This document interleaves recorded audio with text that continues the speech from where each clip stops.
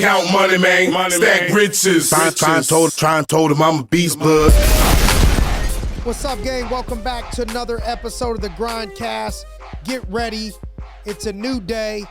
And I want to encourage you at times in your journey, in your come up of whatever is your pursuit to greatness, there's going to be, I don't know why,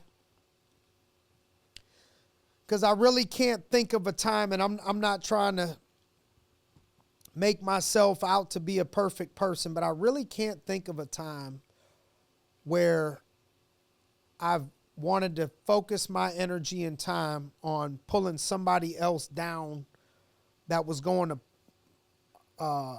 try to accomplish something good, even if they hurt me or bothered me. Like, I just never gave it any energy to want to pull other people down. But you're just, in my experience of coaching others, I'm not even going to talk about only myself, just coaching other people to be successful. There's going to be people that intentionally want to see you fail and try to pull you down and try to be a part of a process for whatever reason that stops you from going to whatever level that you're trying to pursue, and understand that could be one of the most motivating things in your life if you allow it to. You know, there's two approaches to this, and I respect both approaches. All right, so one approach is what people say or do doesn't motivate me one way or another because they don't matter. So what they say or do doesn't make me any more motivated, doesn't make me any less motivated. Me, on the flip side, I've always, for whatever reason, found extreme motivation in when other people have tried to tear me down. I don't know why, but that seems to be a way that I get the most out of myself. So I go with it and use it as fuel. But there's going to be points in your life where you got to like rebuild yourself right in front of the people that thought that they broke you. And you got to use it as motivation. You got to use it as a place of fuel on that journey, whether the journey is 6 months, 12 months, 2 years, whatever it is. Now, you can do that from a place of humility, not from a sense of ego. Like, to me, all I could do is speak on my own experiences. To me personally, what will keep me humble in the pursuit of still having that fire for that is just understanding that I'm nothing without God's grace. So without God's grace, without the Lord's grace on my life, there's times that I've failed. There's times that I've made mistakes in life and I've had to ask for forgiveness, and I'm not a perfect person. So just starting from that place of really is I give it to God. But on the process, things you got to work for, there's going to be things you got to work for that you got to do that you don't feel like doing. And there's going to be moments in those times where you got to motivate yourself somehow to do the things that you don't want to do. And one of the things that you could do is just use as motivation the stones that people threw at you, you use to build yourself a big old house. So that's just one thing on my mind. The other thing is on the situation of hate. You know, and this is probably a good point. I feel like this needs its own section, its own podcast. But we were talking to a young man who got so much talent, and his dad is super successful. And so the young man says, hey, I was asking this other company, you know, I was in interviews with this other company, and I asked them about you, and they were talking about one of our star players. And they said, well, I was asking them about this person, and all they did was bash that person. They were knocking the person, knocking the company, talking bad about everybody. And he said, when I told my dad said, well, you should go talk to that person. You should go talk to the other people. And he said one of the biggest interview questions that I use, his dad was saying that my biggest interview questions when I'm trying to pick up talent is like my 2 automatic no's is if you've had more than 2 jobs in 5 years, that's a no. And I think that's because it basically shows you're a blamer. Like you ain't making it happen. You just blame it everywhere that you go.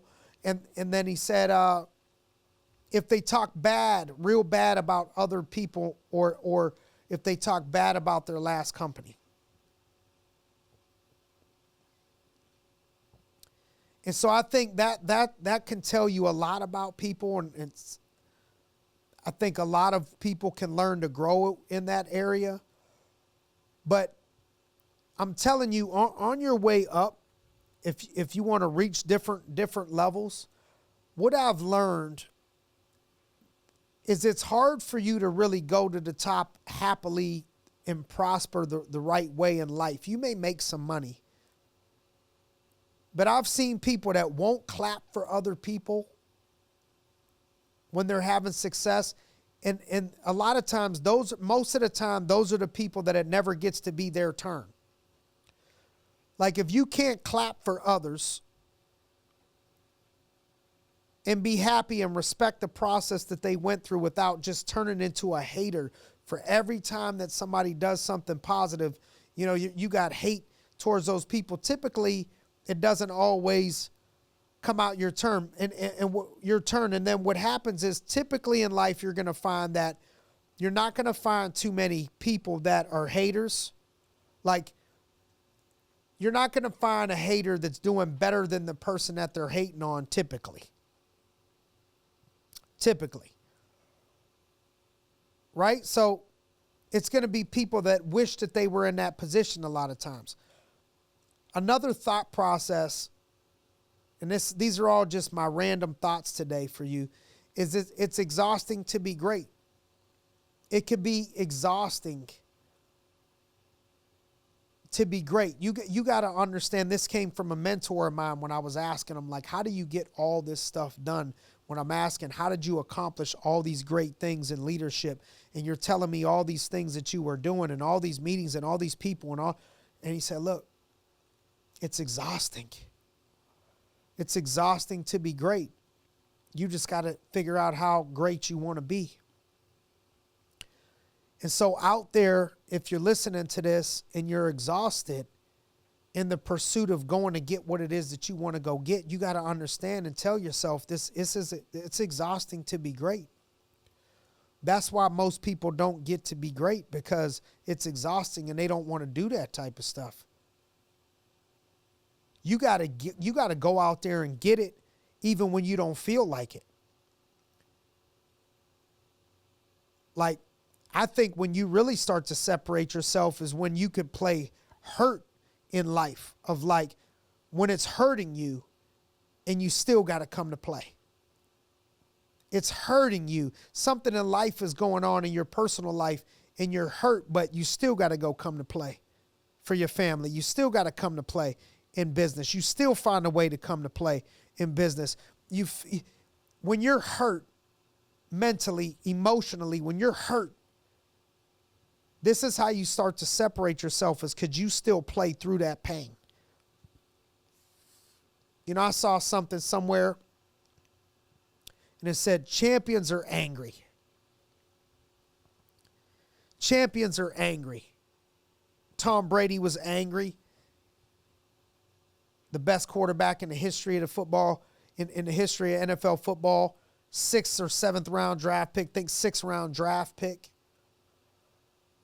12 or 13 quarterbacks picked before him in the NFL draft, wasn't like a superstar.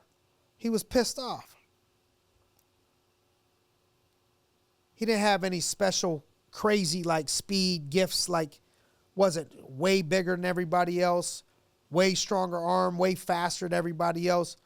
Michael Jordan, cut from his high school basketball team, pissed off, chip on his shoulder, angry.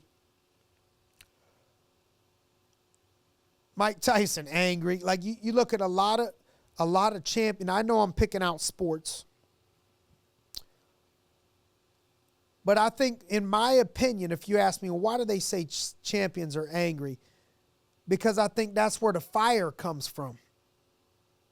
Is creating this chip on your shoulder, whether it's other people doubting you or something that somebody else did to you, so finding this fire in you from all these things. A friend of mine was telling me, hey, man, you know, and a friend of mine's son was all excited for his sports season last year. Right before the season, he got injured, missed the whole season.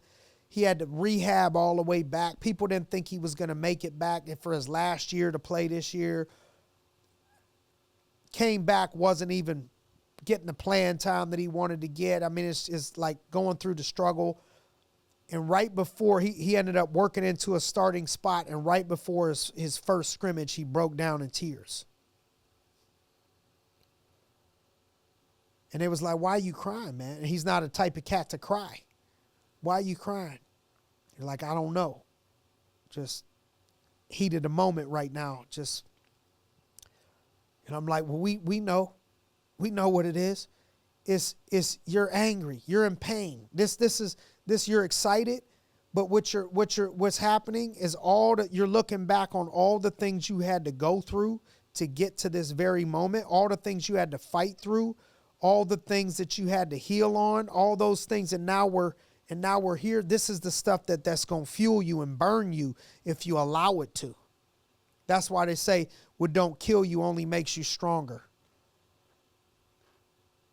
Greatness is going to bring, you got to be able to deal with pain and greatness. So deliberate suffering is the price of greatness. Deliberate suffering is the price of greatness. To be great, you got to suffer.